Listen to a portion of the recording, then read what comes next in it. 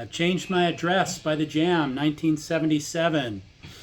Great old Weller song, if there ever was one. Fun to play too. So let's just kind of jump in. We start with a series of 4 chords up the neck here, bar chords.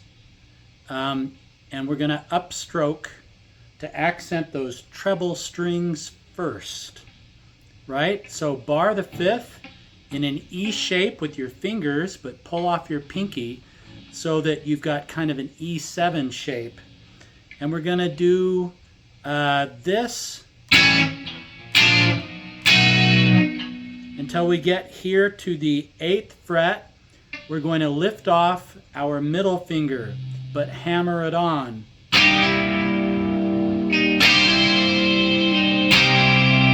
And then you want to accent the high E string and the B string.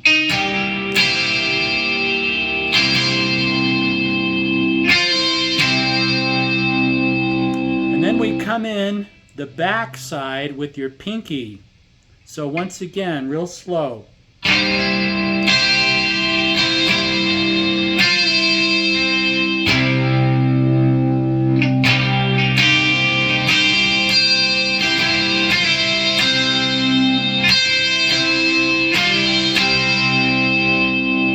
It's really nifty how he does that.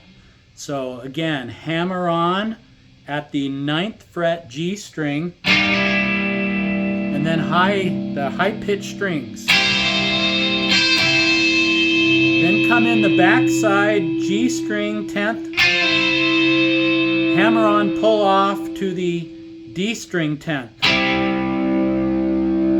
Then we're going to move it up 2 and do the same thing.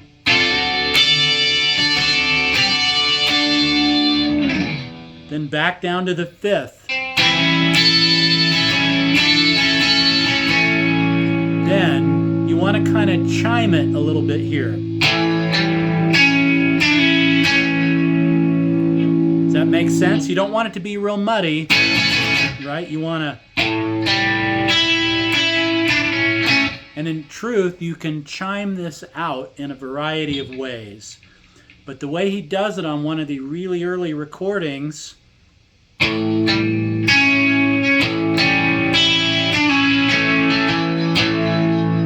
something like that. See how you come in with your pinky and play that accent note?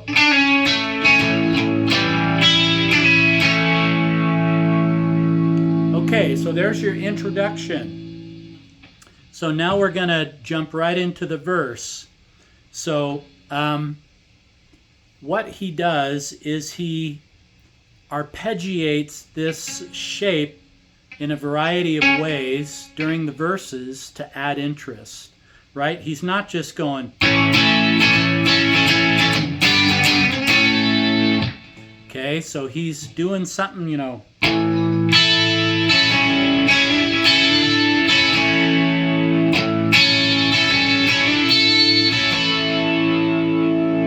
See, a lot going on there. I'm really doing hammer on and pull off here on the G string and B string with my pinky. Okay? Whoops, here we go.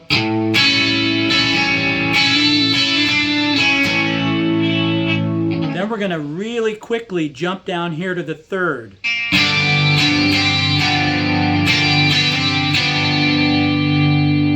So you can do it like that.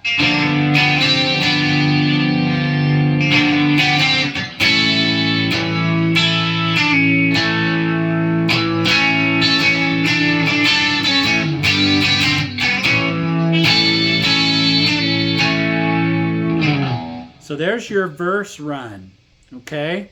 And then we jump into kind of the sub-chorus in just a moment. But I'm assuming you caught that.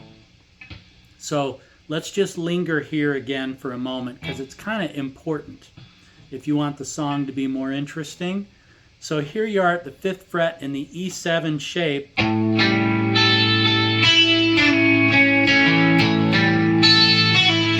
Right? So just play around and find a variety of ways to enhance that.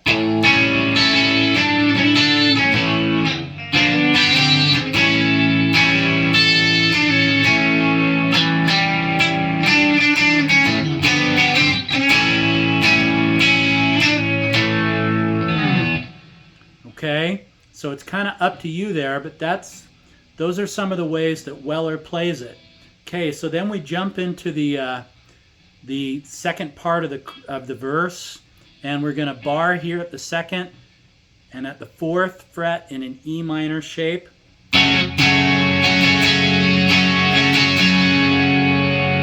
I'm going to play this through slowly and then break it down.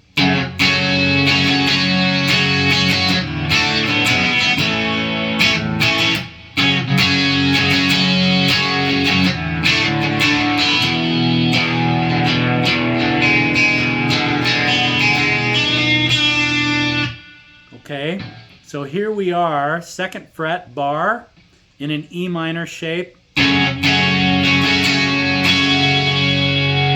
So that's a nice minor chord there. Or if you wanted to kind of spruce it up a bit, pull off your pinky and you get this. Really nice, right? Then to a D, to an E, to an A, and then shut it down like that. Do it again.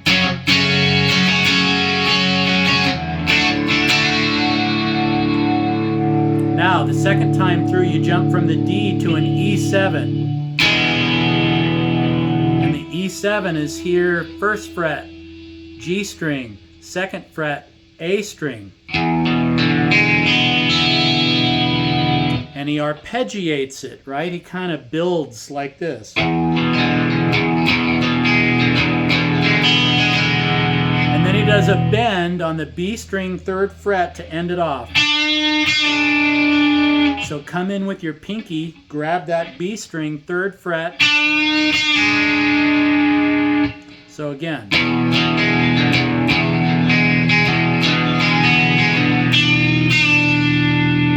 Then we go back to verse 2.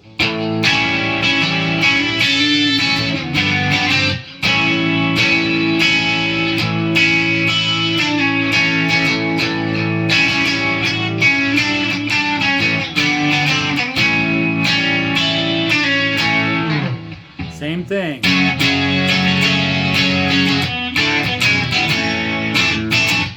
So you can add that to the A, add the third fret B string.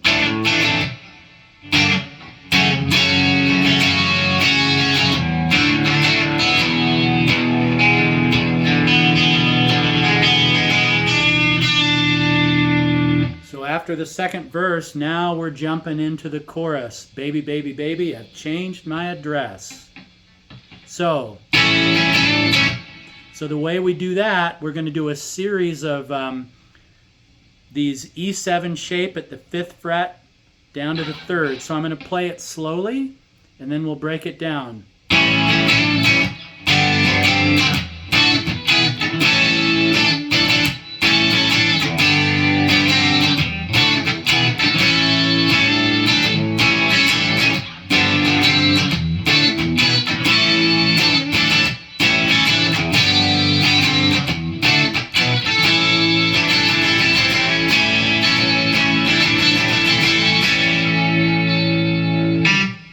Okay, so there's your chorus. So what I like to do is mix up the tempo a little bit. So you notice how I don't play it the same way all the way through because it's not as interesting, especially when it's just guitar going and not vocal, right? So what I do, so I'm coming in with that accent note with my pinky on the 7th fret G string. And I'm shutting, notice I'm doing a lot of palm muting with my hand up here.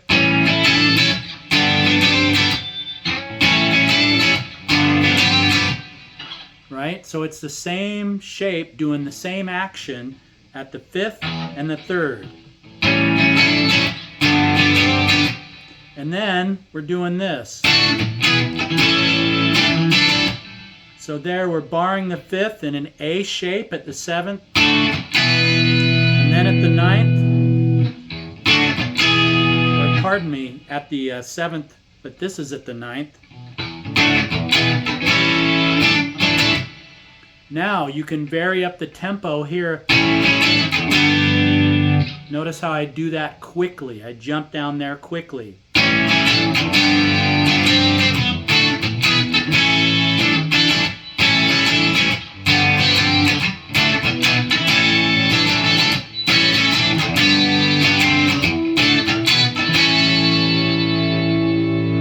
Okay, and then I do a little bit of a wind up, and Weller does the same thing. So all you're doing there, you're in that E7 shape, but then you're coming in on the G string at the 7th. And then you're lifting off here at the 6th fret G string.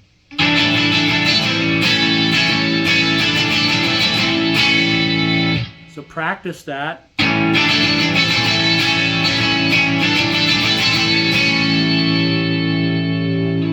Okay, now we do another wind up to jump into the solo. So we're doing this.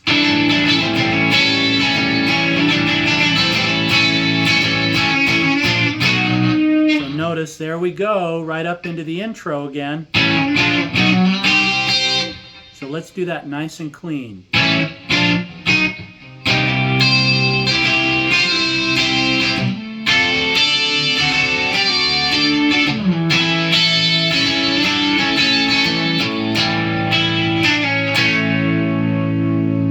Same thing you did in the intro. Now we've got a solo. Okay, and even on the really early recording that I listened to learn this, that's not on that first album, there's some overdubbing going on. He's got some Pete Townsend-esque stuff happening. So I just, did my own kind of version of this, but here's where the solo lives. It's at the 8th fret, 10th fret.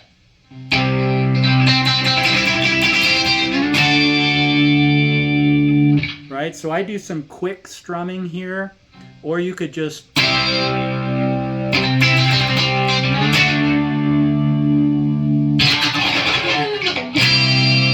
then split it open there into a 7th shape. Then bring in your pinky here on the D string 10th.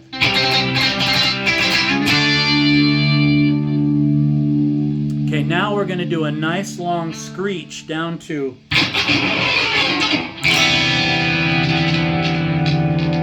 Okay, so we're going to come down to the, sounds like what he's doing is he's coming down to the A string, 3rd fret, and just fretting that one string there, and everybody else is open, and he goes right to the toggle switch, which if you have a Rickenbacker, right, and playing along, you can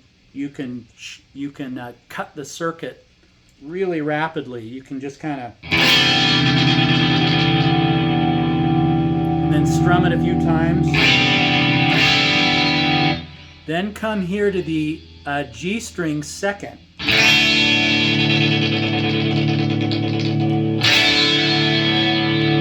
All right, so that's pretty noisy and cool, right? Whoops.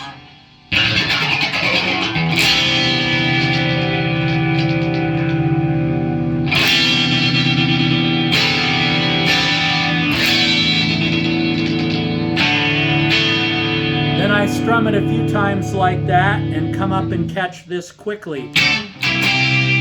So I'm up here to the 10th fret now, barring E7 shape with your fingers. I'm going to catch it on an upstroke and then jump quickly to the 8th.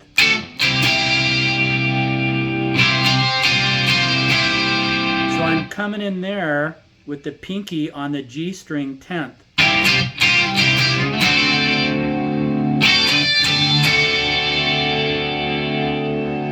Now we conclude that wind up right here. We're at the 7th fret barring, 9th fret A string. And then we jump here. So that's at the D string 9, B string 9, in that shape right there. And you do something like this.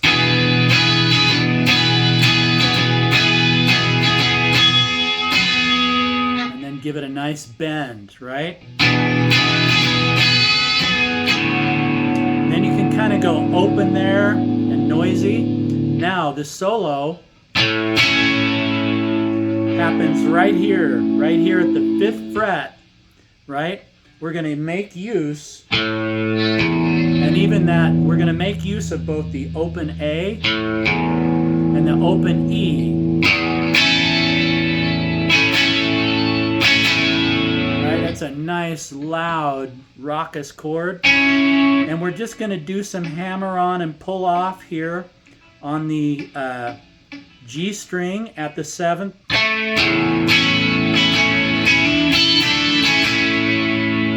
See how I did that? You can even bend it a little bit if you want to make it a little bit more pissed off sounding.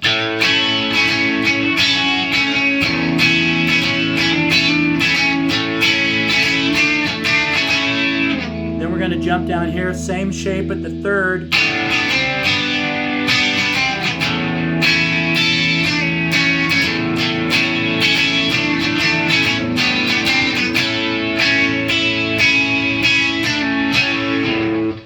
We finish it off, and we're right back here.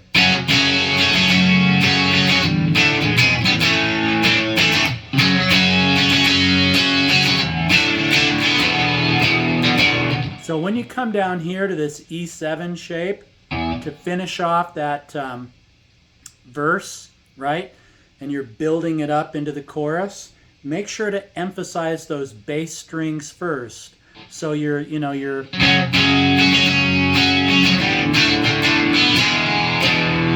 so emphasize those bass strings.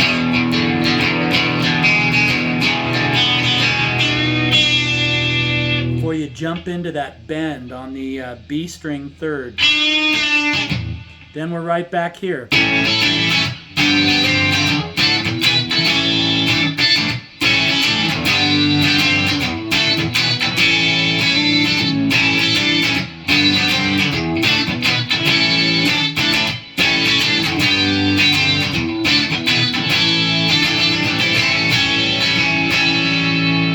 Now we do a little octave change, and all he does there is keep the same shape, and he just steps up 2 frets.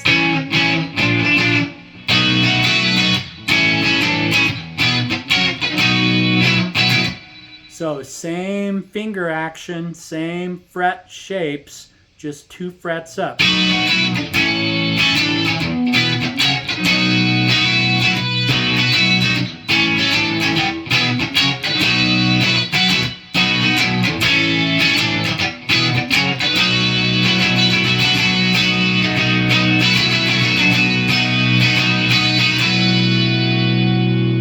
Okay, and for the finish, we're going to keep the E7 shape here at the 7th fret, the 5th, all the way down here to the open position.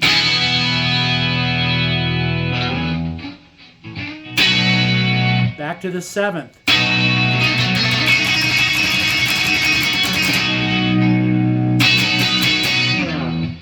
And you're done. And to really strum it quickly, it helps to use not the pointy end of your pick because it gets caught in the strings.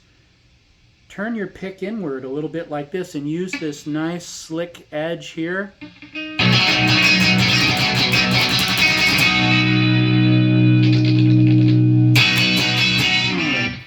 And finish. There you go. I've changed my address.